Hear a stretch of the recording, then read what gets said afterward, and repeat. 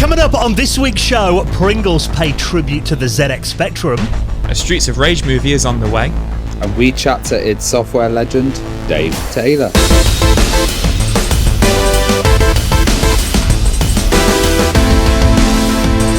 The Retro Hour podcast is brought to you each and every weekend with our wonderful friends at Bitmap Books. Now, of course, this weekend, the ZX Spectrum celebrates its 40th birthday. So why don't you check out Sinclair ZX Spectrum, a visual compendium from Bitmap Books. This award-winning collection features over 100 games, taking you through the glory days of the Spectrum, stuff like The Hobbit, Hungry Horace, Flight Simulation, and tracing the history of Spectrum games with some of the most iconic titles. You can get that and the rest of their retro gaming books on their website at bitmapbooks.com.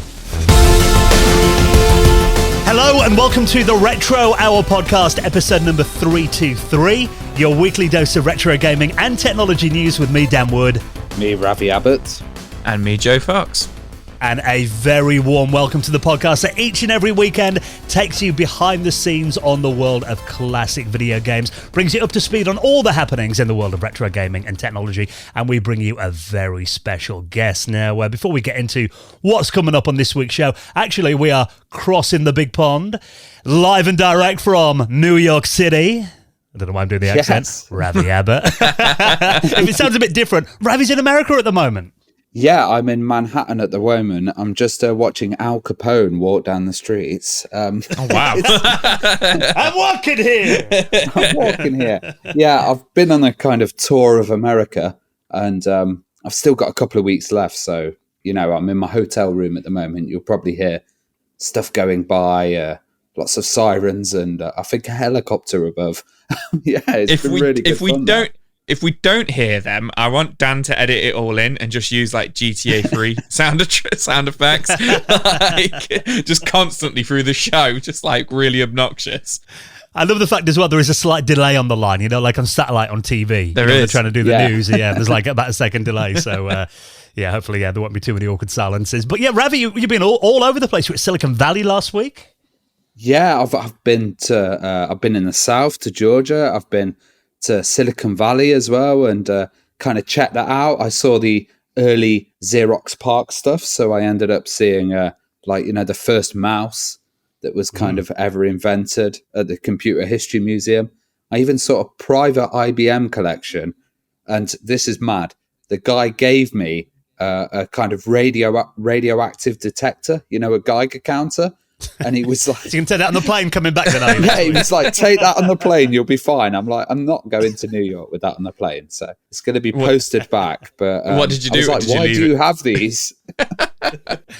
Wow, so you've been really busy couple of weeks, and obviously this week I know you're off to VCF, aren't you, as well, the massive retro gaming and computer convention out there. Yeah, so it's kind of a Commodore special. There's lots of developers there, and I'm hooking up with Amiga Bill, and we're going to go to VCF, and should be really good fun. My first kind of big vintage American retro show, and I'm hopefully going to be able to do the Retro Hour after hours from VCF or the patron chat at least, which should be pretty awesome.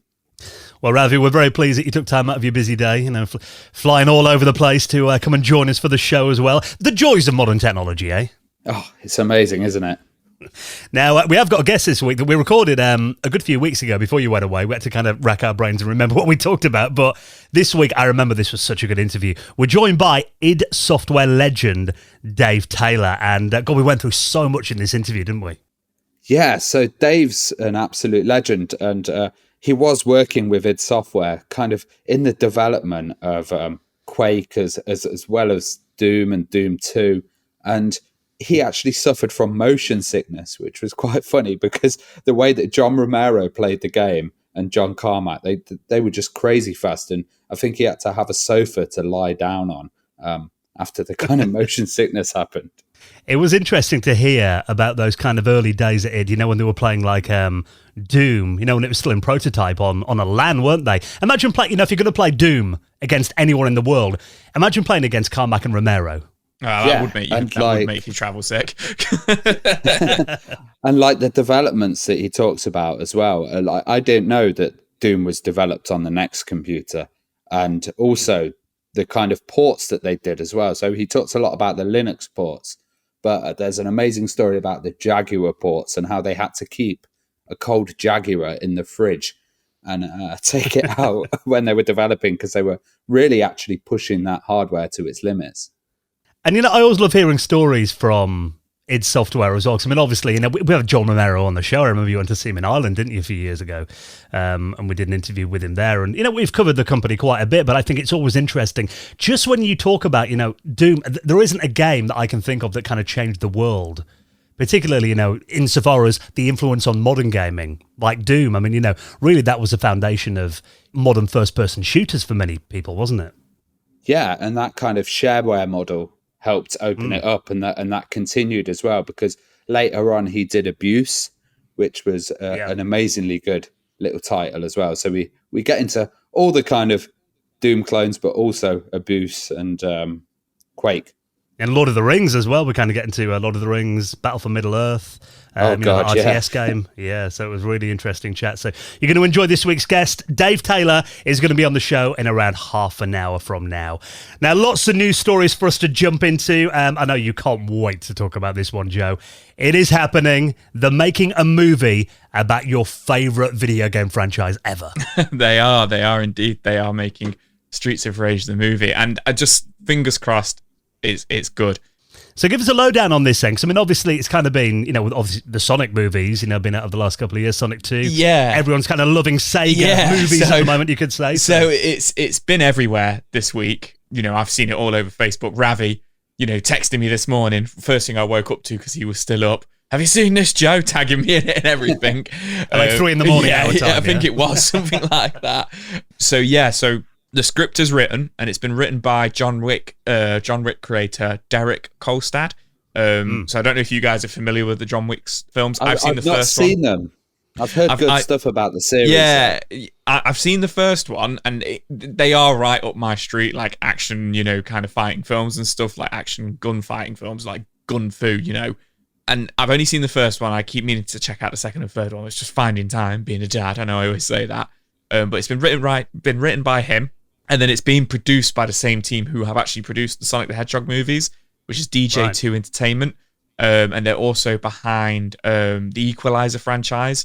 But this guy, Derek Kolstad, has actually wrote quite a few game adaptations recently. So he's working on the Splinter Cell film, My Friend Pedro, Just Cause, Echo the Dolphin, and he's also doing the Japanese manga series Hellsing.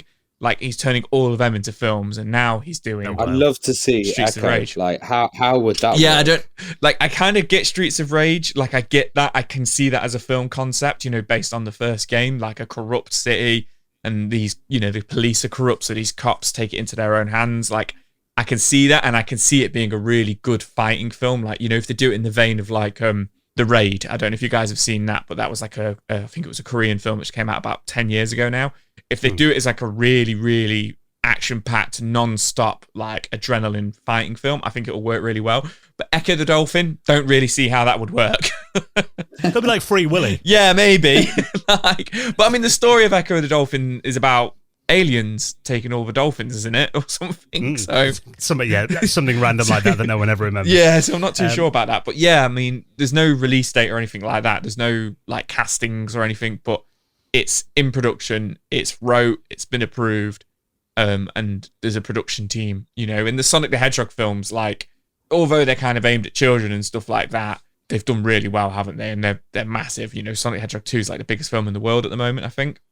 And I think from everyone I know, it's kind of dads who've dragged their kids along to see it. Yeah. The kids have enjoyed it, but it's really the dads who want to see it. Yeah, exactly. But I feel like with the person who's wrote the Streets of Rage film, I'm hoping they're going for the whole, like, it's going to be an 18 or a 15. It's going to be a violent action film like John Wick. I can't imagine it being like a children's film. See, I'm hoping then because... maybe adult, Yeah. Streets of Rage 4, that still kind of had that kind of early 90s aesthetic, didn't it, to it? Which I'm hoping it's going to kind of be set around, like, 1991, 92. Yeah, that's a really good point. I didn't think of that. I'm the same now. Now you've mentioned it, I hope it is set in 91, and I'm thinking about it now and trying to think of it as a film, and I keep thinking of RoboCop. I keep seeing exactly, I keep seeing RoboCop, like, with the police chief and everything, like in the police station. I really hope that's like how they do it. And those really camp-like cyberpunks on the corners of streets. And yeah. The what are they called? The splatterpunks. Yeah. Waiting with crowbars. You're going to have to be attacked by prostitutes in it as well. That's a key part of the game. That is a key. That should be a key part of it. So I'm sure. I thought Ravi was just describing his afternoon in New York.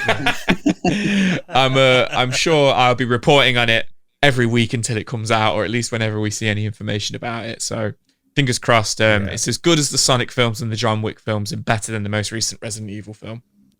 I was going to say, if we're talking about, movie adaptations of Sega franchises, it does kind of seem like, they're on a good path at the moment with that crew involved as well. It could be a good one. Yeah, it could be a good one. So, as soon as we get the trailer, of course, we'll stick that on our socials as well. Now, this weekend, it is, a big celebration for fans of 8-bit micros here in the UK. The Sinclair ZX Spectrum celebrates its 40th birthday tomorrow. At the time when this show comes out. So it's going to be on Saturday, the 23rd of April, 40 years since the Spectrum made its debut. And I thought this was really cool. Pringles. Now, I can munch down a tube of Pringles in one sitting when I'm gaming, dead easy. But they've actually done a little post earlier this week on Pringles UK and Ireland's Twitter account, where they're saying this is a tribute to the original gamers, the OGs who've stayed in the game since gaming began. Now, it was a bit cryptic. It said, those who know, those who don't, well, we get it if you opted for sound off, but watch this space. Now, have you guys seen this video? Yeah. They tweeted out? I've watched it. How do you describe it then, the tweet? It's kind of like they're going through stuff. So they're like, before Elon, before NFTs, before AR. And it pissed me off a bit because, VR was... They say before VR, and it was like VR was a concept years before in sci-fi, the Spectrum and stuff. It seemed a bit like, just a bit kind of cheesy to me. Well, a lot of people didn't know what this was about, because you listen to it, and the audio is the most important part of this. Now, they don't mention the Spectrum or anything like that, but you actually see that kind of, the flickery, decompressed. Well, they say there was Clive. They say there was Clive right, before all of this, which is reference to Clive Sinclair, So then, obviously, someone thought, well, that sounds like the kind of sounds that a Spectrum made when it was loading a game back in the day. So what did some enterprising person do? Of course, they transferred that audio file onto a Spectrum and tried to load it. All right. It turns out that Pringles have actually made... If you, there's a little YouTube video that I'll link up in our show notes as well. They've actually just done like a Pringles advert. It says mind popping. A Pringles can rendered on a ZX Spectrum to celebrate its 40th birthday. So they've actually made a program that you can run on the ZX Spectrum, basically a Pringles advert that loads up on there. Oh, I see. I was a bit confused because I obviously watched the normal trailer for it and then watched it with sound as well. And I was like, oh gosh. And I just assumed because I'm not a specky guy, I just assumed that was kind of like just what the Spectrum sounded like, obviously it is what it sounded like, but I just assumed that was like the peak performance of music in the Spectrum, and I was like, oh god, kind of thing. So you thought people listened to that for pleasure? Yeah. So that's there are cool. some, they do. There will be loading sounds, a lot of nostalgia for some people. Well, actually, they're if you look a bit further down as well, they've actually done like a render of what a Spectrum-themed flavour might be as well of Pringles, and they're calling it Sour Cream and Clive. Oh, yeah. Flavoured Pringles, obviously after Clive Sinclair.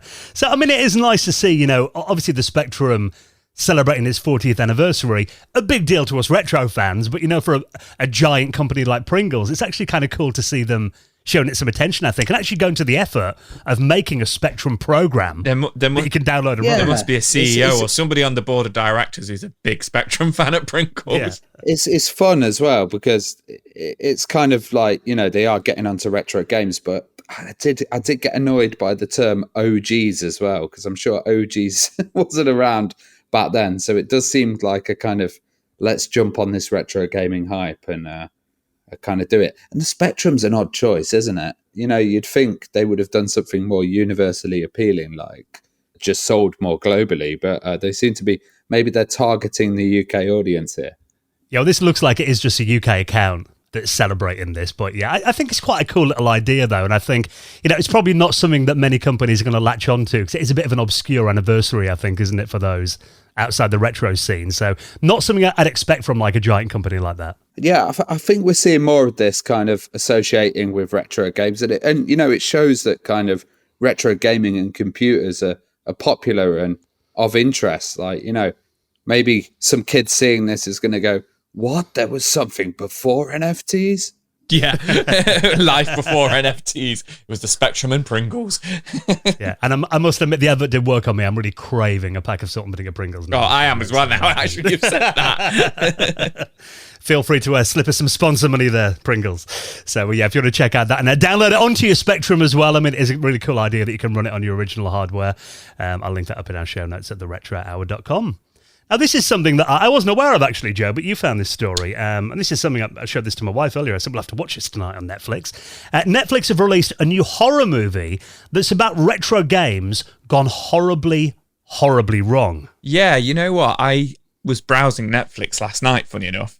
And I said to my wife, let's watch a film. She never wants to watch films, ever. She never wants to watch anything together at the moment. Because it's always, you want to watch zombies or horror, Joe. And I said, let's watch a fun film. And I was going through it, and this Choose or Die came up. And I watched the trailer, and I went, can we watch that? And she went, no. So I haven't watched it yet.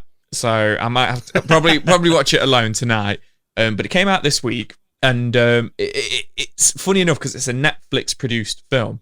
And it's very in the vein of Black Mirror Bandersnatch, which is obviously Netflix as well. And they're kind of saying it's like a mix between Black Mirror Bandersnatch and Jumanji, which is pretty cool. Okay.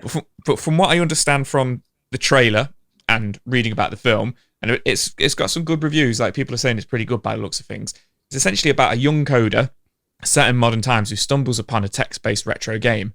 And essentially it turns out that this retro game came out in like the early 80s, and it had a prize for beating the game, and nobody ever won the prize. So she's going back, she wants to win the prize money for it, essentially, like 40 years later. But it's a not point and click, it's a text-based adventure game. Text adventure, and it's kind of like on the green, black screen with the green writing.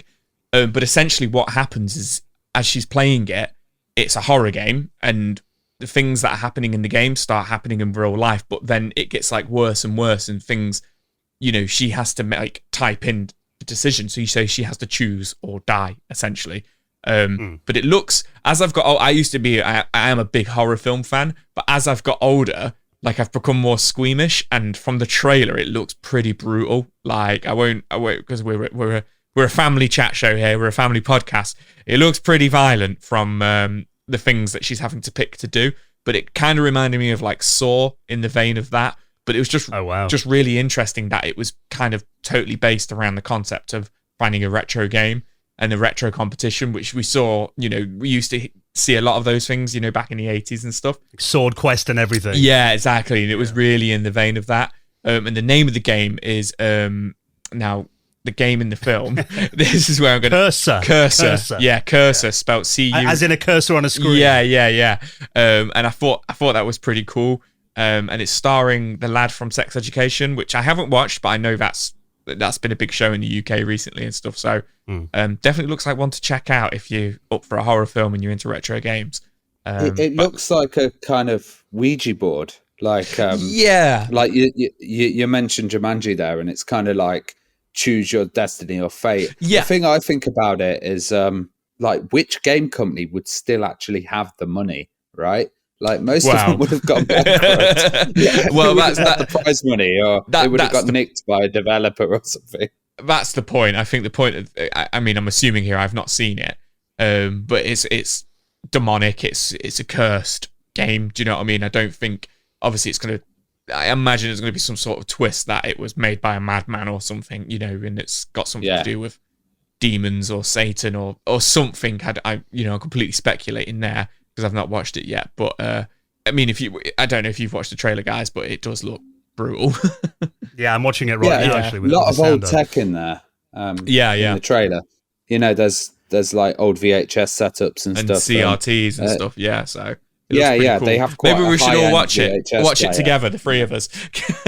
A watch party. Yeah. See who screams first. Yeah, it'll be me for sure. It's a pity. It's a pity it doesn't have the interactive element though. Like obviously being called Choose or Die, that would be a really good kind of feature. Maybe they wanted to stay away from that because it's obviously they made Bandersnatch as well. So maybe it's been a good 4 years since that came out. So maybe it would have been time for another one. They've got the technology, haven't they? So the fact that this is a game, would kind of be, a logical thing for them to do that, I guess. It would have been quite cool to see.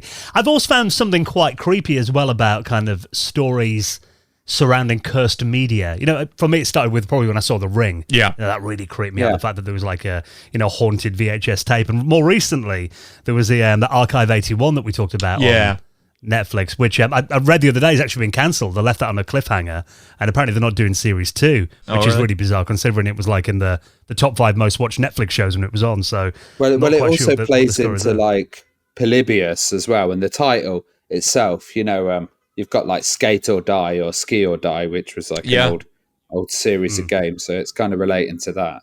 Yeah, so that is available on Netflix now. I came out this week, so I'll put the trailer in our show notes at theretrohour.com. I'm loving those New York sirens. I didn't think we'd actually hear them, but they're there.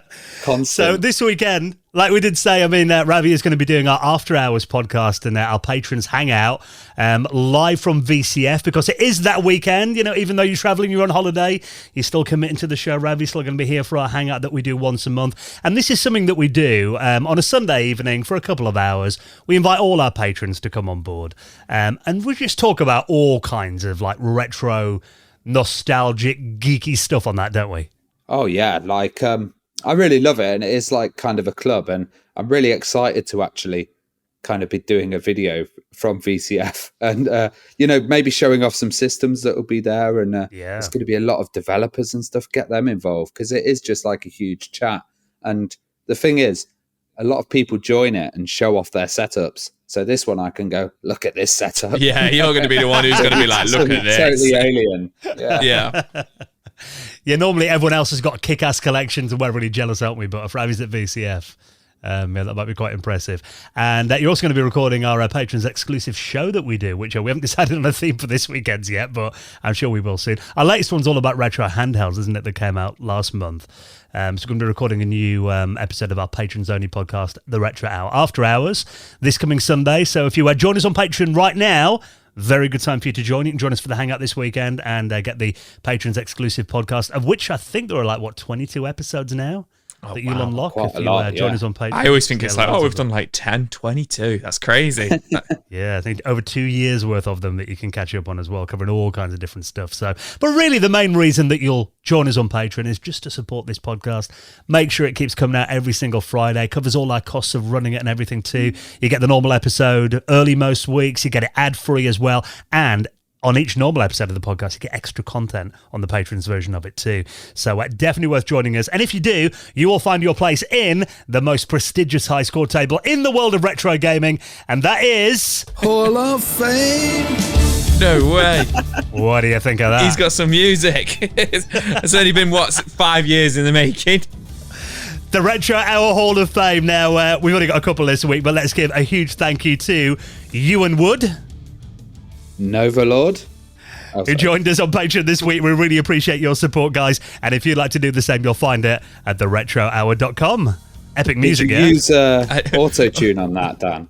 All I heard. No, that was you, just normal. I just thought it was Ravi just shouting it, and you played the music at the same time. Hall of Fame. A bit of echo on it. Hall of Fame. That's amazing.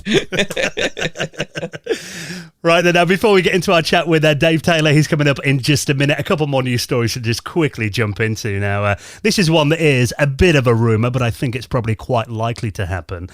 This is apparently Sega are planning on rebooting 2 of their classic franchises, Jet Set Radio and the big one, Crazy Taxi. Yeah, so pretty exciting. Bit of a leak, been reported by Bloomberg. Apparently, Bloomberg, sorry, yeah. Apparently, this is part of like the Sega Super game that they announced last year. Kind of like off the back of selling a load of their arcade. We've covered it. They sold a lot of their arcade properties and stuff like that. And apparently, it's part of this big getting back into, home gaming and stuff for Sega. They're saying that these are going to be, they're not just going to put these games out. These are going to be big games, and they want them to be as big and as popular as Fortnite. Sounds ambitious. Which sounds really ambitious, because Fortnite, I mean, as far as I know, I'm not down with the kids. It's still one of the biggest games in the world. And I just think, we all love Crazy Taxi. We all love Jet Set Radio. But are they going to be able to compete? But we just don't know what they've got up their sleeves. They could be full remakes, remasters, or are they going to go for like a huge battle royale version of Crazy Taxi with 1,000, would be amazing, with hundreds of people online in one server driving around picking people up and stuff. I mean, maybe that's just speculation. I'm just making that up, but that actually sounds really cool now I've said it out loud. Yeah. So and they might make it free to play. We just don't know, but that's just my speculation with them saying they want it to be as popular and to compete with the likes of Fortnite. I think that Jet Set Radio would really set itself well to an online kind of sandbox world where people had their own tags and they kind of took over areas, and there was like different gangs and stuff. That could work really, really well. Yeah. And graphically, like, they were pretty beautiful, and like that kind of new shadery style that they as you were literally just saying that all out loud, I was kind of like, you know what? I could see it suiting that kind of like Fortnite graphic, aesthetic. I could see that for Crazy Taxi and Jet Set Radio, and the ideas that you've just came up for Jet Set Radio and the ideas I've just came up with for Crazy Taxi. I think Sega need to hire us, guys. I think Crazy Taxi would be harder to do, because what you'd have to do is, I always felt it was a really good game, but it was a very good like solo, and maybe you'd have to adapt that in some way. And also I felt that sponsorship kind of destroyed it a little bit for me. Do you think the fact that it was, going to a KFC and it was doing all of that was cool back in the days, but now you have that in so many games. I think maybe Jet Set Radio Future, in my eyes, would be better for this kind of online world.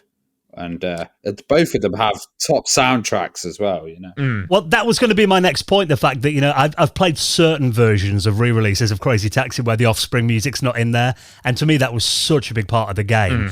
And I know it's something that a lot of games don't really bother doing these days, using licensed music, because they run into this problem when they want to do re-editions or remasters in a few years' time, that they've got to go through the record labels and re-license it, and, those contracts expire. But, if they haven't got, I mean, I don't know, how much the Offspring are worth these days, or, whoever owns the music, I imagine maybe it's worth their while doing it if it's going to be a massive game. But it just feels like, to me, without Offspring, it's not Crazy Taxi. So in Fortnite, they have a huge industry where they kind of make dancers and stuff like that, and they have all these add-ons that kids buy. Jet Set Radio, a huge part of it was dancing after you'd done the graffiti, and maybe they might integrate something like that, and hopefully it won't be too much of a sellout thing, but their Super Game Initiative says it's about generating recurring revenue sources, NFTs, and, something like selling dancers might be part of it, or doing up your car in Crazy Taxi. You're not, could be onto something there, Ravi. I guess, if they hit the right market with the kids and they get, the Jet Set Radio dance, because that Fortnite dance was everywhere a couple of years ago, wasn't it? So, I've got an 8-year-old nephew. Yeah, exactly. I've got young adults at work who work for me who used to do it. So, and I'd just be like, "What are you doing? It was a Fortnite dance." And I'm like, "Bloody hell, you're 21. Sit back down." But they could. If they tap into that market, it could be huge for them. So, I've gone, in the last 5 minutes I was talking about this story, I've gone from not being convinced to going, this might work, actually.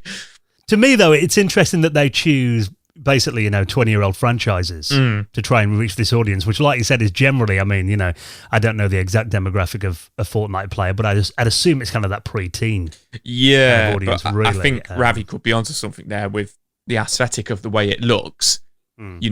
They could jump on that bandwagon and make it look like Fortnite with the like the kind of new cel-shaded looking graphics, and then also with the whole way ahead of its time, Yeah, with the whole kind of like the dancing in it and the music in it and stuff like that. They could go down. They could put licensed music in it, but go with a lot of modern, rappers and stuff like that for it. So it could really, really appeal to, like you say, pre-teens, early teenagers, and they could be onto something massive. with Crazy Taxi, though, for me, it kind of feels like it's not a game that I play for very long. Yeah. Not because because I'm crap at it, mainly. I always die, but it's an arcade game, really, isn't it? It was a coin muncher originally. So it doesn't feel like the kind of game where you're going to spend hours online. You're on a set path. It's not got the free roaming that Jet Set Radio has. But imagine if, say, you could be a passenger and you were getting picked up by crazy taxis, or there was a different kind of aim in there as well. It's not just ragging around the city. There were different goals and stuff, and it was more of a like sandbox environment. Kind of like Grand Theft Auto when you're driving around, I guess. Maybe, yeah. Yeah, so I mean, it's interesting that one thing I'm really pleased is that, Sega are actually looking back into their catalogue and using something that's not Sonic the Hedgehog, because it feels like now, with the Sonic movies being so big, maybe it should have been a Sonic game, I don't know, but it is quite interesting kind of going back into the... Yeah, they're probably done with him when it comes to games. Yeah. It's quite refreshing to see something different from Sega. So, it'll be interesting to see what they do with it. I've got a feeling fans of the original may not be too pleased with the results, but, we'll wait and see when it finally arrives. Now, before we get into our interview this week, there's one more story to quickly talk about as well. I mean, we do say this whenever we talk about the Switch, that it really feels like the Nintendo Switch is becoming the go-to console for retro games, doesn't it? Because there's so much on there. And now it looks like we could be getting, and this, makes perfect sense, a Game Boy Advance emulator on the Switch. It does make sense, because obviously we recently got the N64 one, and then obviously we got the Mega Drive Genesis collection at the same time. But once again, we're all about rumours this week, aren't we? Yeah. This is leaked screenshots from the actual development team behind the Switch, the development team behind the Nintendo and Super Nintendo emulation on there. It's all in Japanese, obviously, but there's essentially lists and lists of GBA games kind of embedded and trying to run them on the Switch.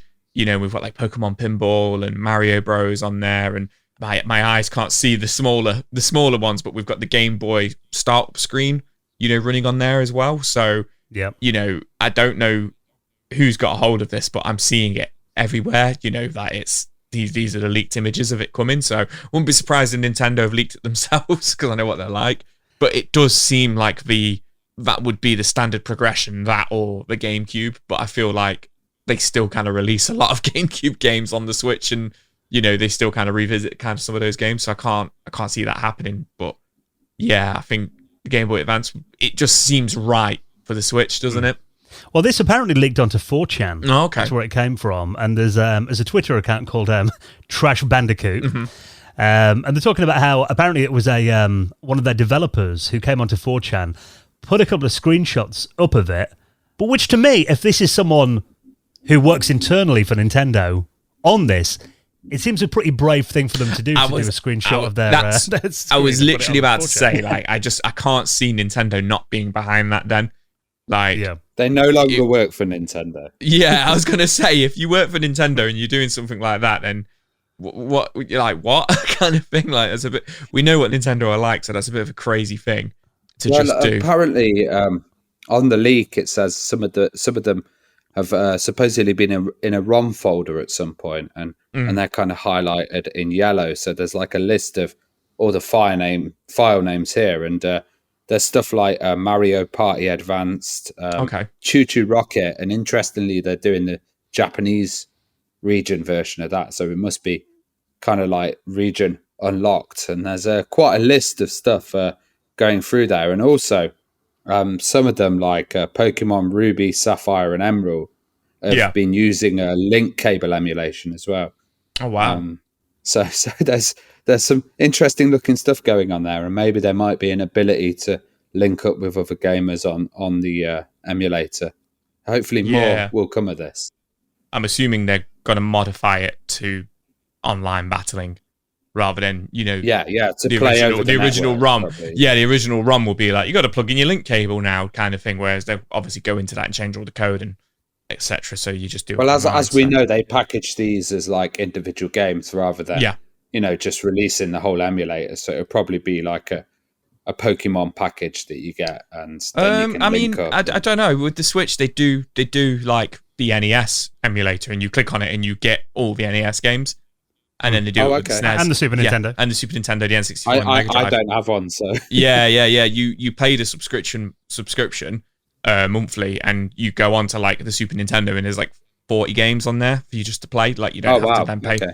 So I think that's what people are thinking they're going to be doing with this as well, with the Game Boy Advance. Now, don't get me wrong, there is games on there you can just buy individually as well. But I think this is edging more towards that. It's just going to be a full-on Game Boy Advance emulator that you get part of your subscription, like you do the other ones. Which makes sense, because I mean, it's these are games that were designed for handhelds anyway, and obviously the Switch, even though I generally play it on a screen, I know most people use it handheld. And also we've got that timing of the 3DS and the Wii U stores closing as well, so it would make sense that they want to kind of repackage those games onto a new system. And yeah, I'm looking at stuff here. The fact they're going to do stuff like random matchmaking and things as well, which would be amazing for like Game Boy games, which brings a whole new dimension to it, really, doesn't it? Because back in the day, you could only play either at most with a link cable or generally just passing your console back and forth. So having random matchmaking on the Nintendo Online service would be pretty cool as well. So it kind of feels like we're moving down this direction. We talked about it, a couple of weeks ago. We talked a bit about, Microsoft's Game Pass and what Sony are doing now. The PlayStation and Nintendo have got such a heritage, haven't they? So it kind of feels like it would make the Switch, the go-to platform for all Nintendo games. Yeah, interesting. It's an easy way to fill up, isn't it? Like, just look at your old libraries, get your old systems ported, and then you're sorted. Although this was 4chan, so it could just be someone completely trolling who made it in Photoshop. Yeah, and it's just gone viral, which was, also equally as likely, let's be honest. But we'll keep an eye on that. Maybe Nintendo will see that and be like, oh, that's a good idea. Yeah, maybe. Come of it. So, we'll link that up. And everything else we talk about, you find all the stories. You don't have to Google around for them. They're all in our show notes every week on your podcast app, or you can get it from theretrohour.com. Right, next then we're taking a trip back to the classic days of id Software, getting some incredible stories with our special guest this week, the wonderful Dave Taylor, next on the Retro Hour podcast.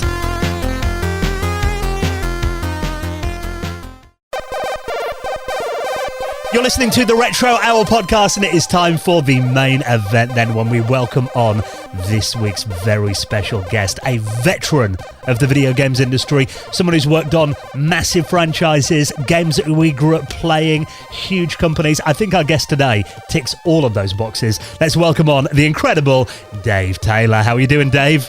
Fine, man. Thanks for having me. This is brilliant. Really appreciate you taking the time to do some reminiscing with us. Now, sure, before we get into the companies that you've worked for and the games that you've worked on, it's always quite nice to kind of find out our guests, geek credentials and kind of go back to day one. I mean, what was it that initially got you into gaming then? Do you remember your very first experience of a video game? Oh, good Lord. I guess that would have been an arcade, Arnie's Arcade in Connecticut. Yeah, just pumping quarters into, the old school coin-op games. And, I was just instantly head over heels. And then I got a dose of, finally convinced my dad to get us an Atari, cracked out on that. And then I had a friend down the street named Jason Keogh, who had every single thing you could possibly imagine, every handheld, every console, and it was just like playtime over there. But even more importantly, I had a couple of friends who had Apple II Pluses, and I can't remember the sequence, because to me it was just like a world of drugs that opened up before me, this incredible buffet, and take your pick, and it was all just so fabulous. But it was really the Apple II games that I fell most deeply in love with, and the big titles for me were Ultima, Wizardry, the original Castle Wolfenstein, Rescue Raiders, stuff like that. A mix of things, fantasy, action, sort of strategy, mix of stuff. We've had so many developers on that have said the Apple II, especially in America, was a huge kind of influence. Did you end up then moving on to an Apple II yourself after the Atari? Yeah, well, after an extremely long campaign of begging my dad, he relented in high school and got me a completely pimped out Apple IIe system. Had 2 disk drives, you see, and 128 kilobytes. Not 64 kilobytes kiddie stuff. I bet that was expensive. Oh my God. But really, the super high pricey stuff was the dot matrix printer, which printed things. But did you kind of convince him it was for schoolwork and stuff? Oh, of course. I convinced him it was going to enrich me and do all the good things, and, it said whatever needed to be said. And I suppose it did. Well, how did you start programming then? Well, that would have been, let's see. Yeah, when my dad got me an Apple IIe, I started fiddling with BASIC, AppleSoft BASIC. And I think like most kids my age who were starting to program, one of the first things I made was a dungeon master program that would help roll the dice and do the saving throw tables and the 2-hit tables and all that stuff for me. And then I moved on to a little painting program, various things. Yeah, that's how I got started. So, these games you were making at home then, I mean, did you eventually get these published yourself? What was kind of your entrance into the industry? So the first games I made were in college, and they were specifically for a programming contest. And the programming, it was called the IEEE CS. IEEE is a student organization and a larger professional organization for electrical engineering folks. And the IEEE CS subgroup is for the computer programmer types. And they had this state programming contest. And the way it worked was the organizers would make a game, and then the competitors would show up on the big day.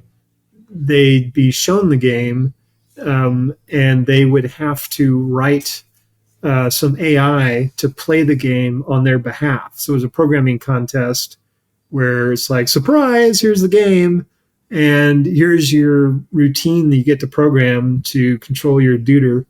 And now you're going to go head to head with the other, programs and see who wins. IEEE is still about, isn't it? I know a lot of people that are really into it. Oh yeah. And they do all kinds of important standards, and they're alive and kicking. So I eventually, so I think the first one I can remember is I worked on a sort of a surround snake game. You can't stop moving forward, but you can turn left or right. And the idea is to surround the other snake, sort of like Tron, if you played that, the Tron Light Cycles game. Yeah. And your goal is basically just to surround the other snake. And every time you eat an apple, your snake grows longer. The snake tail grows longer.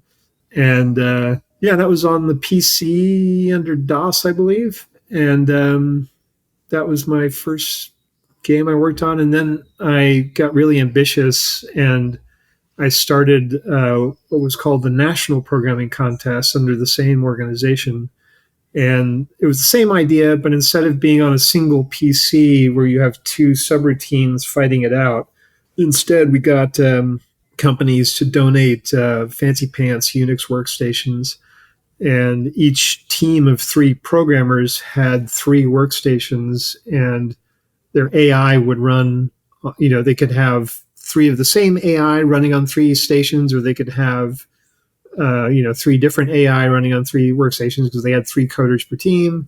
And then it was a 3 versus 3 networked head-to-head game of AI versus AI.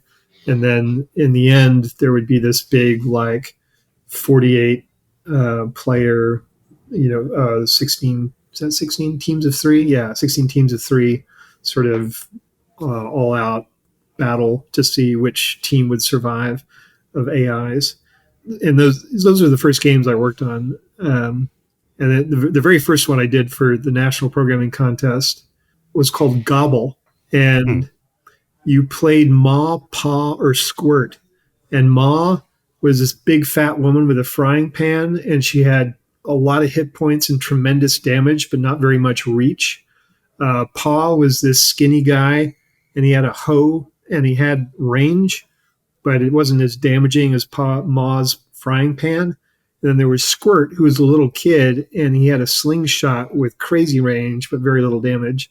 And in the middle of the screen, there was a turkey inside of a house, and there was a couple bushes near the house and some windows around the house, and you could use the bushes to hide so that they couldn't see you.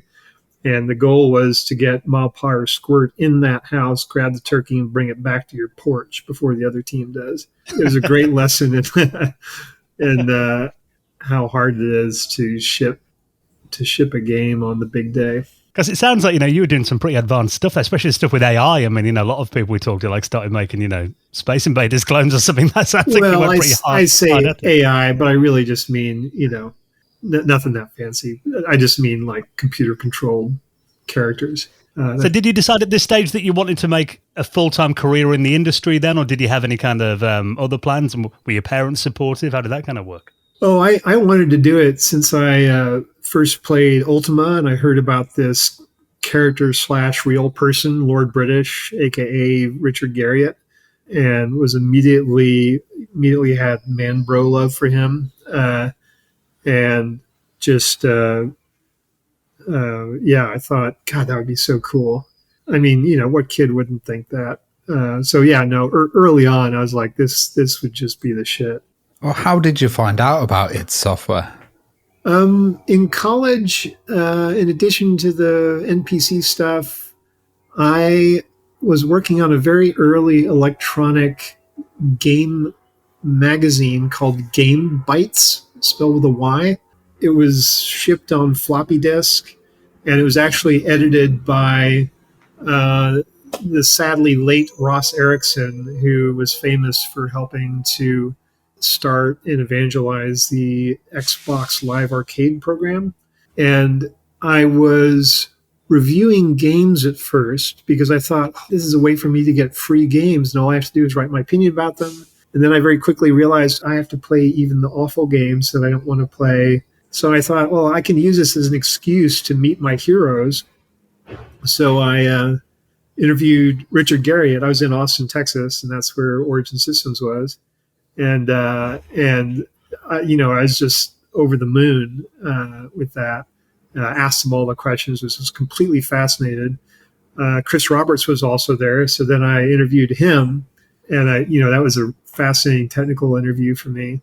And then after that, I was out of Origin Systems Legends, but in software, this scrappy little team in Dallas had just come out with Wolfenstein 3D, which I and everybody else was busy playing, and I would get particularly nauseous playing. But it was so interesting for me because even though I'd get nauseous, I'd still play it. So it was fascinating to me because it was so addictive yet nauseating.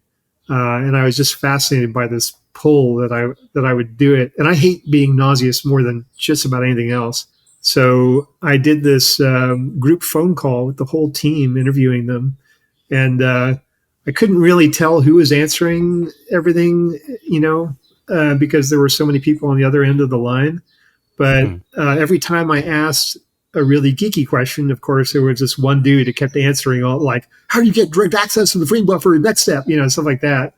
And that would be Carmack. And the really friendly guy who's answering everything else that I liked to hear about was Jay Wilbur, the CEO. And after that interview, I wrote a whiny little email to Carmack, saying, oh, gee, how do I get into the game industry? I've been doing games down here. And I guess I had timed it right. They needed help porting Wolf 3D to the Sega Genesis. And so he kind of made me an offer. So did you move then to go start and work there? No, actually, I said, please, no, because I've still got senior lab, and this is my last year in electrical engineering. He was trying to get me to leave school with just 3 months left. And I said, look, I'll study the Sega Genesis Tech Ref manual, and then when I'm out and I'm done with this, I'll be able to hit the ground running on this thing. And he kept pestering me over the summer, but I somehow held him off and managed to finish. And then by the time I got there, he was like, forget that. We're late on this Doom game, and I need your help on this instead. And so thankfully, I didn't have to work on that. Well, when you got there, kind of describe the setup at id Software, in those Doom development days. What was the vibe like, and what kind of stuff, equipment were you using mainly? So I was on I think it was a 4666, which was generally, I think it was 33 megahertz, 66 megahertz internal to the CPU. And I want to say it was like maybe 8 megabytes, maybe it was more. of RAM, and then we all had next step machines, which were real operating systems running, a BSD variant of Unix. And I pretty quickly set up my own Linux box somewhere in there. I can't remember, but it was sort of your typical, as far as the office decor, it was a sort of nondescript black building in the middle of Mesquite, which is sort of a flat, paved suburb of Dallas. Just pretty unremarkable. Right next to this giant highway loop called 635, if I recall, and across from a gigantic mall, and the office, is that sort of short, super thin pile carpet that loves to absorb coffee stains. Yeah. That nasty ceiling that stains beautifully when it has a leak and looks like like a toilet was leaking on it or something. You know what I'm talking about? So it was no great shakes visually, but that definitely wasn't what I was distracted by. It was what was on the screen. I remember when I first interviewed down there, John Romero, who's just a total showman, gave me the demo, and really, there's no one better to demo anything because he picks up on your energy and he lets you do all the jumping up and down. And he was showing me an early version of Doom, and it didn't have all the bells and whistles yet. It just had sort of the basic visualization stuff. I remember thinking to myself, I can't believe this isn't a pre-rendered cinematic. And I was just my mind was just blown looking at this thing, even though it wasn't really a game yet. How important was the kind of next step operating system to the development, and had you used a Next machine before? I had used it before, but only from the command line. I mostly was on Sun workstations, but it was very much of a muchness. That's the beautiful thing about Unix, is that once you understand the command line, it's all kind of similar. And it was pivotal. Like I wasn't there when they first developed their level editor in Next Step, but it was obvious from how it was made that it was just so helpful in getting them up to speed and having a really capable editor early on in the process. For me, because I was doing a lot of, writing DOS games back then really meant that you were finishing writing the operating system, because the DOS operating system wasn't really complete. And so you're essentially integrating a sound driver, a display driver, and stuff like that. Network driver in some cases. So Next Step was a wonderful sanity check. Like if I had a bug in DOS, well, it could be one of a zillion things. But if I had the same bug in Next Step, then it was almost certainly my fault, right? Yeah. And then Next Step had the GDB debugger, which made debugging just so much easier than on DOS, which was really much more like what we would call an embedded system now. Really more like a microcontroller almost. Did it make it like easier porting to stuff? Because there was an Atari Falcon port and a IRIX port as well at one point. Yeah, so I did all the Unix ports, and that was just falling off a log easy. It was mostly just make. The sound code and the display code is all I really had to do. Carmack had already done a good job of isolating those parts of the code so that I didn't have to go crawling all over the code base to port them. And I just, I had enough experience with Unix that stuff was pretty straightforward to me. The Atari Jaguar stuff, those were nightmarish ports that would not have been possible without the genius of John Carmack. I just wouldn't have had the patience to do what he did. My job on the Jaguar stuff was like working on the sound code and the music engine. And I found that just miserably difficult. And I couldn't imagine having to deal with all the rest of it like John did. That was not because that was not possible because the game was portable. That was possible because John tied himself into knots to make it happen because he thought it was cool. a cool system architecture. It was notorious to kind of develop for the Jaguar. We've had so many devs on that have said it was a real tough time when they were kind of creating stuff for that. Oh, yeah. I mean, the architecture was totally heterogeneous and just nuts. There were crazy, huge bugs. It would overheat. And on my sound code, one of the things John told me is like, oh, by the way, it can't reliably write to memory. What? You know? So, like, I had to treat two parts of the Jaguar like they were set, like it was network code, and I was sending UDP packets, and they might not show up intact. And the justification for the sound code was, oh well, every once in a while we'll just get a pop in the sound because it won't write the memory out reliably. That's like, okay, right? But the same chip was also, a huge part of the horsepower, the compute horsepower of the system. So, we were also trying to use it to do general computation. It was really, then it would overheat. We'd have to put it in the refrigerator or keep one in the fridge to take out, in case we overheated one. It was it was a mess. See, at least you actually use a Jaguar hardware, though, because I know a lot of developers just used the 68K and ignored all the extra stuff that was on there. But it did kind of prove that, if you made the effort and knew what you were doing, I mean, Doom on there was, probably its best game. A lot of the library was awful on the Jaguar, so it proved that, with the right skills, you could make something decent on there. I didn't play any other games on there except for Trevor McFur, and I definitely believe you because I couldn't imagine anybody else going through the shit that John went through to make that happen. I do have fond memories from having implemented my first MIDI synthesizer on the Jaguar.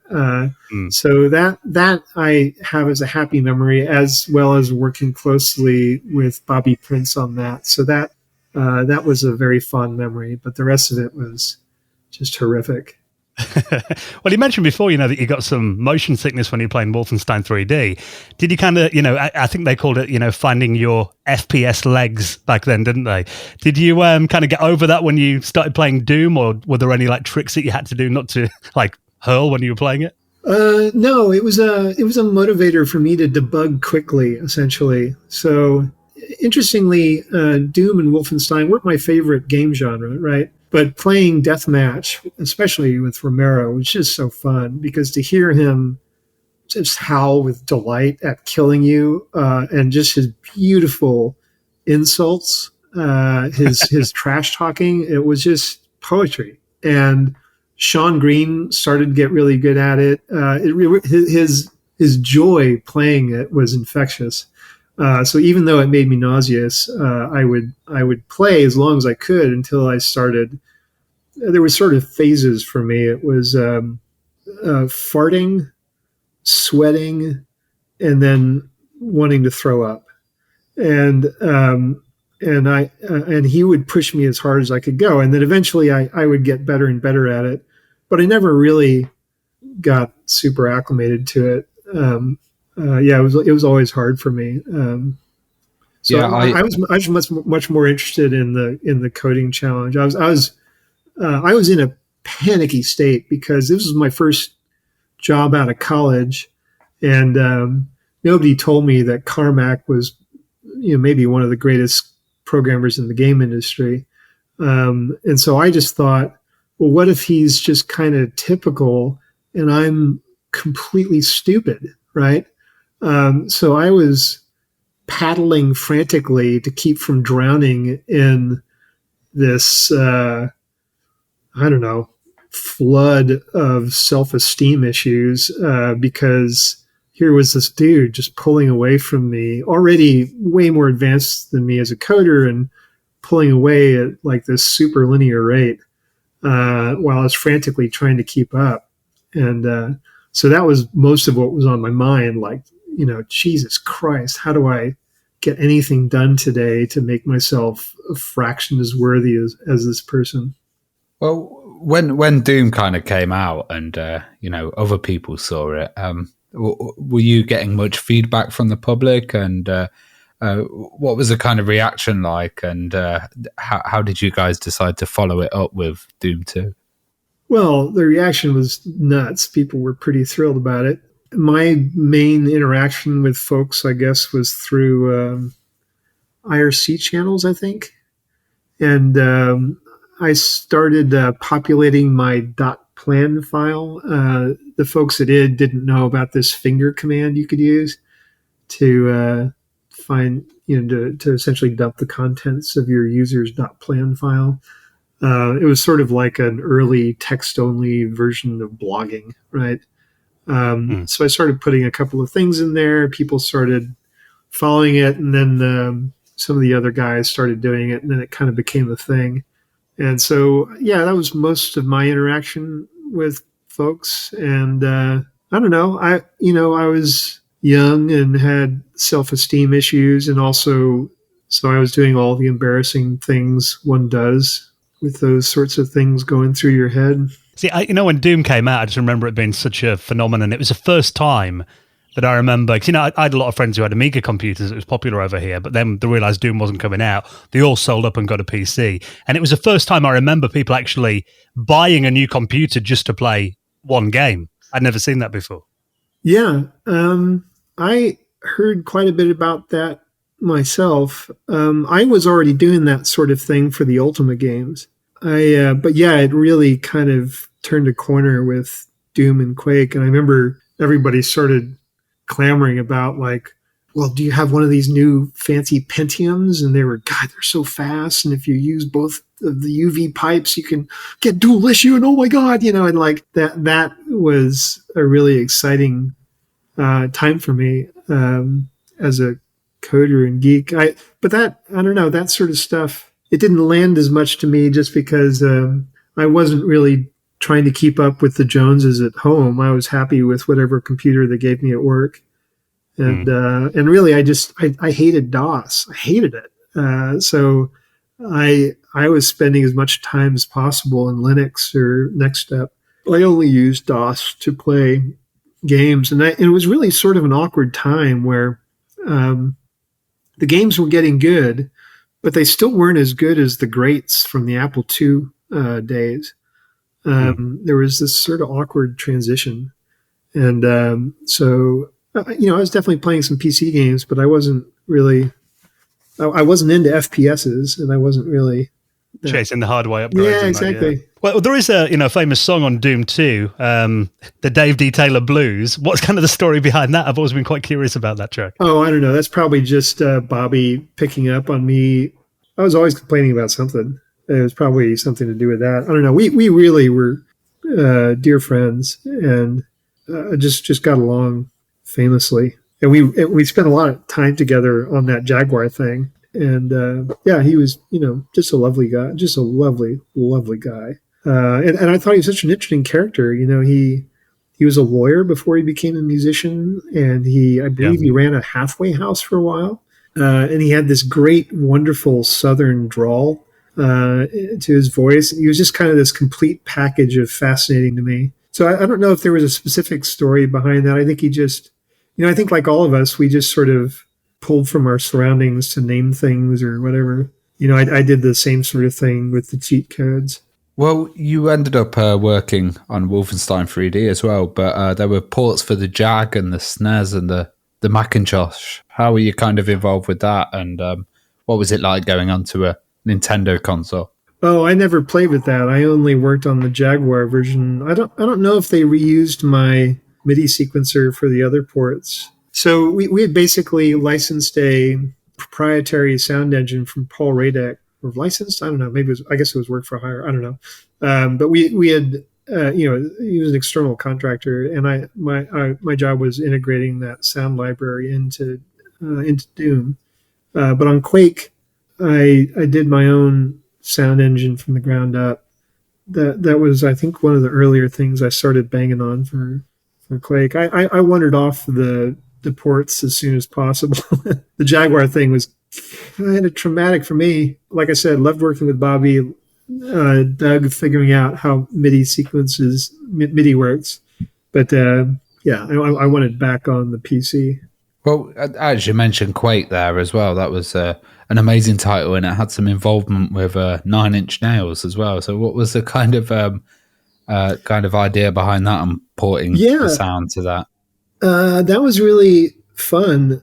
So I ended up getting to hang out with Trent a couple times. I guess I went on the tour bus with him from Dallas down to Austin and hung out at his house for a while. I don't think there was. I think it was a little bit like the pitch to my dad of like, I'll use the Apple II for useful things, and I think American McGee was basically saying, hey, we're going to have this important time with Trent, and that'll matter. And Dave's doing the sound code, and Trent's doing the sound. So therefore, yes, right. But of course, in reality, we were just like, I want to hang out with this dude. We were all listening to his music, which was incredible. And it turns out he was a huge Doom fan. But he really wanted to. I think he was a little disappointed with having me as the little hanger on. I think he was really wanting to get Carmack to hang out more. And but yeah, that was fun. But really didn't interact too much with him for the actual integrating the sounds. Like I said, I was mostly focused on the sound engine. Although, I don't know, this is stuff where I'm sort of misremembering things. My friend just told me that my sound code is still in the Quake engine, which doesn't sound right to me. Because I'm pretty sure Carmack wrote huge chunks of it, but I smoked a lot of weed between then and now, so yeah. Well, I mean, today, Doom, it's almost become a meme, it's a saying online, like, can it run Doom? And we've seen it running on everything from, microwaves to a pregnancy tester. I think we saw it running on a couple of years ago. Yeah, it's on everything these days. Oh, the pregnancy tester. Do you find it crazy that kind of thing happens, and just how iconic Doom's become in the last 25 years? That kind of blow your mind a bit? I find it beautiful. So I've been proud of very few things in my career, but I'm very proud of having pushed hard both to get Doom on the various Unixes, and I'm very proud to have pushed open sourcing Doom at the company. And because code wants to be open sourced, right? It's a much more useful thing when you open source it. There's a very, very good reason that Epic open sourced the Unreal Engine, right? It is a superior approach. And, really to me, it's less about Doom being ported to everything. And it's more about just, it happened to be one of the first commercial games that was ever open sourced, right? And once you open source it, I don't care what it is, like, people are going to want to port it to everything, right? Just because, especially if you make it, sort of portable. Like if you're going to port that to a pregnancy test, I'm telling you, that's not a fun port, man.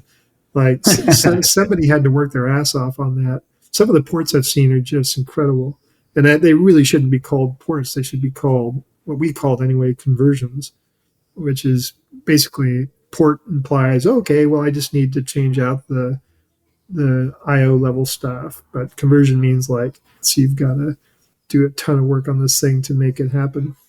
And as well, I remember Doom getting open sourced, and that would have been it was 1997. So in terms of, it wasn't all that long after the game came out. There are games like Grand Theft Auto 5 came out 10 years ago. They're still selling that.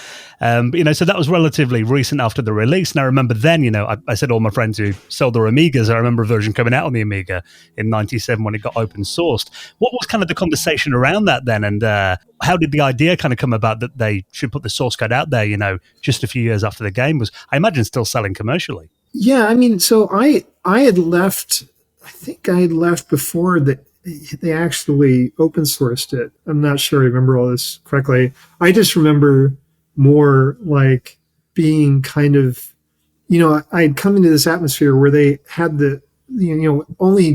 probably the only game developers in the world with the good sense to use Next Step at the time, right? But I could also tell that most of the company was really unfamiliar with the whole Unixy world and the open source world.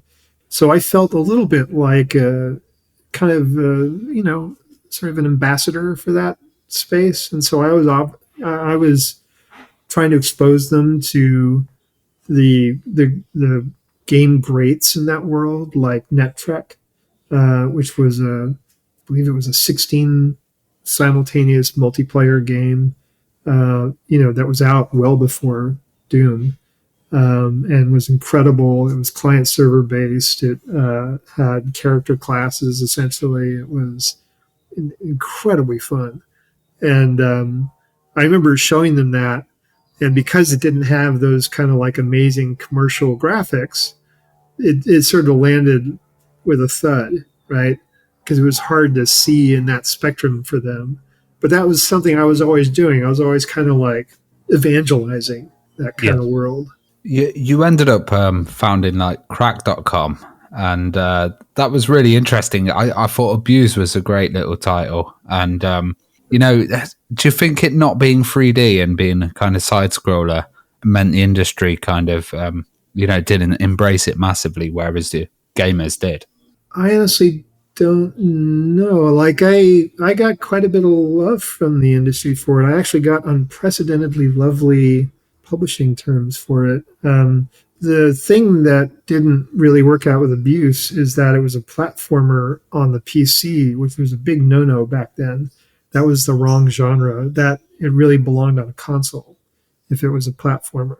So that was our big mismatch for as far as like doing gangbusters on sales.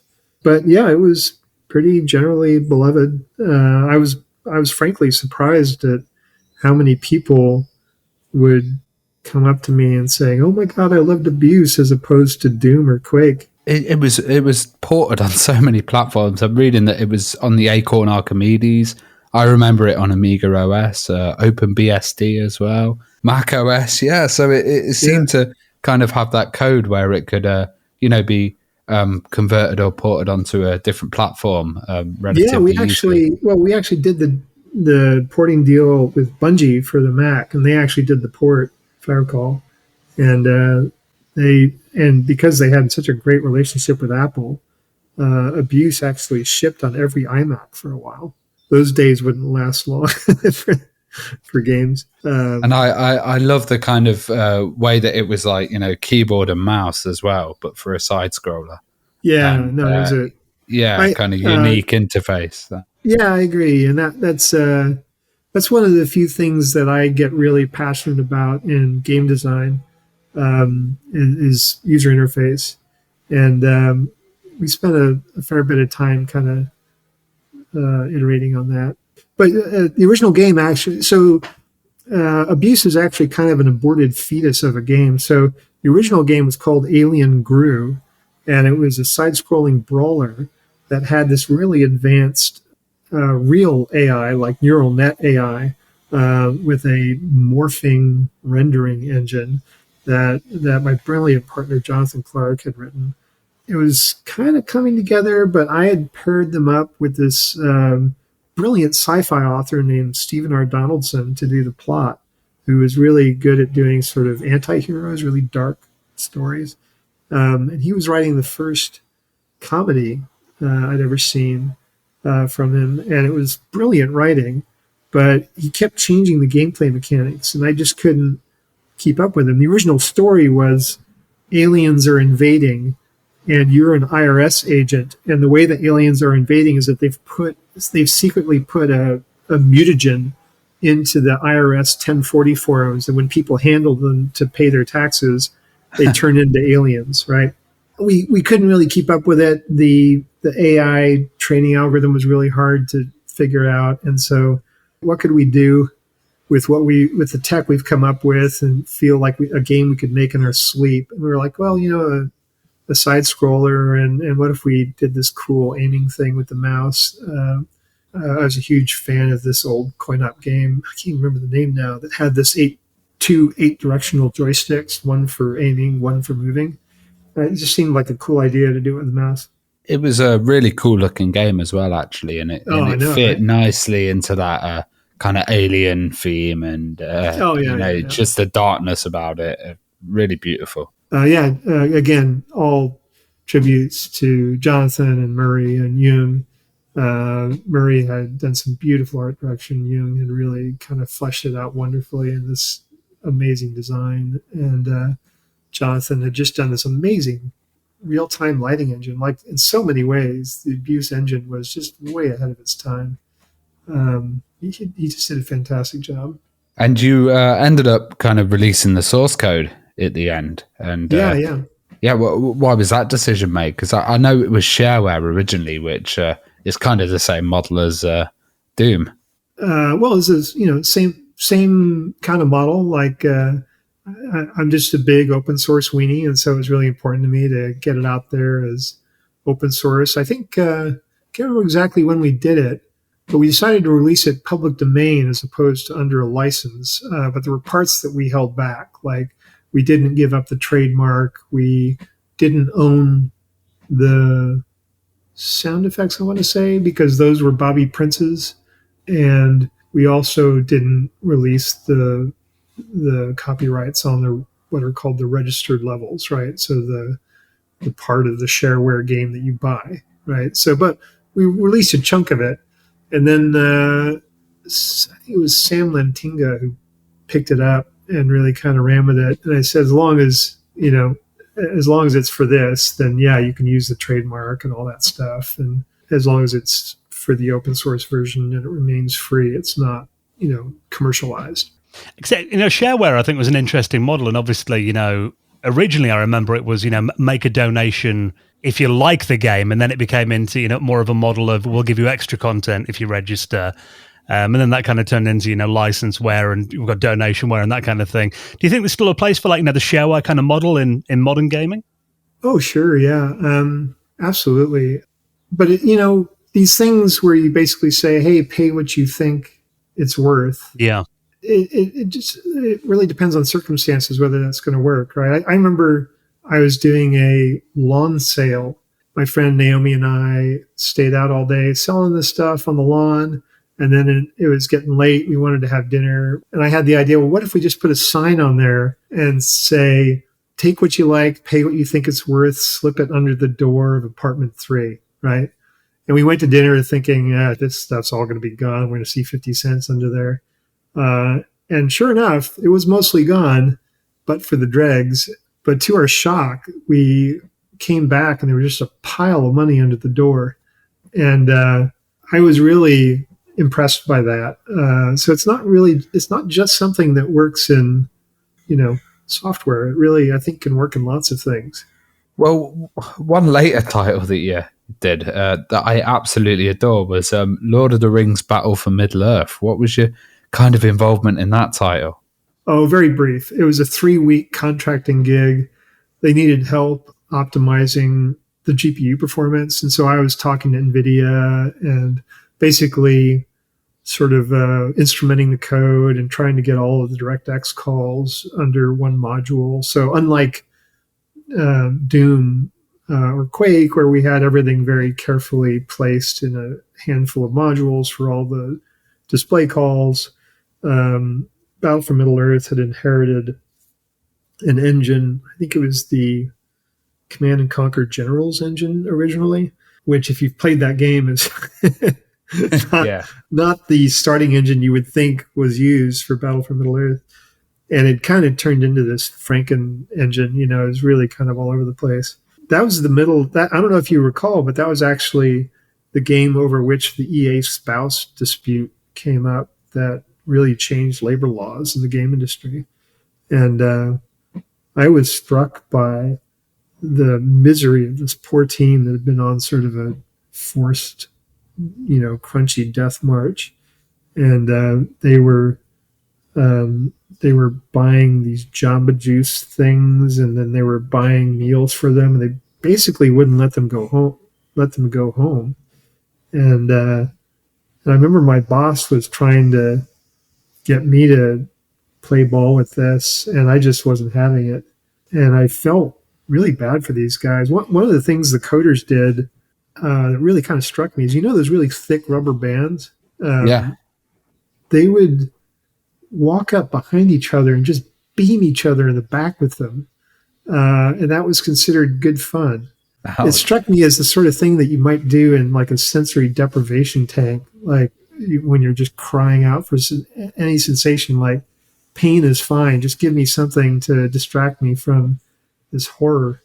Sounds like kind of a torturous environment. It really was. And yeah, and I remember at the end of the day, they would have a play session where you'd try the game for a little while, and then you'd go into a meeting and you'd give feedback. And I was sort of thrust in the middle of this, and I was like, well, wait a minute, this game's no fun. Why are we there was very much of missing the forest for the trees. Like, I found this bug, I found that bug. It's like, well, but this shit isn't fun. This is broken, right? And so I brought this stuff up and was very quickly shut down. And I was like, this whole place just feels like it's on a bad path, Yeah, we could kind of tell that, like, as gamers. So I was a huge fan of RTS and that kind of concept, but that you play multiplayer and you get to a point with hundreds of units and you get ready to go into your battle and then it would crash.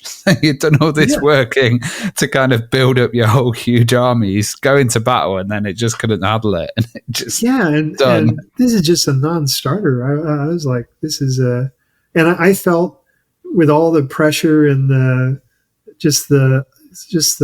bitter mood that there wasn't much I could do there, and I really just wanted out. I think I sort of pushed myself out after 3 weeks. I can't even remember, but I wanted nothing to do with it because the whole scene and the poor guy who brought me in, I love the dude to death, but I could tell he felt like he was sort of stuck in this middle of this morass as well. Some games are just like that. Like, you can work your ass off on a great game, or you can work your ass off on a really troubled game, and it's like almost more work on the troubled game, just way less satisfying. And I smelled that.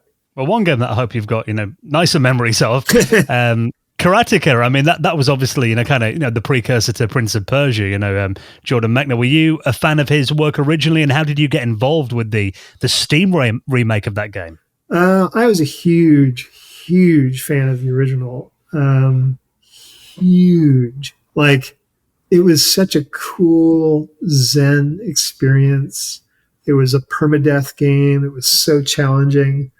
I loved how he brought together the code and the design and the art and the music so deliciously. Like, having programmed on the Apple II, it really made you appreciate like how challenging everything was and what a perfect Zen piece of art it was, and I got to know him when I came down here to start Carbon 6 with American. And I started becoming a friend of his now ex-wife. She was doing photography. I was studying acting as a hobby, and was happy to play digestible protein in front of her camera, And then I got to talking to Jordan saying, man, Karateka was so good, and really just started lobbying him to remake it, and finally got him to agree.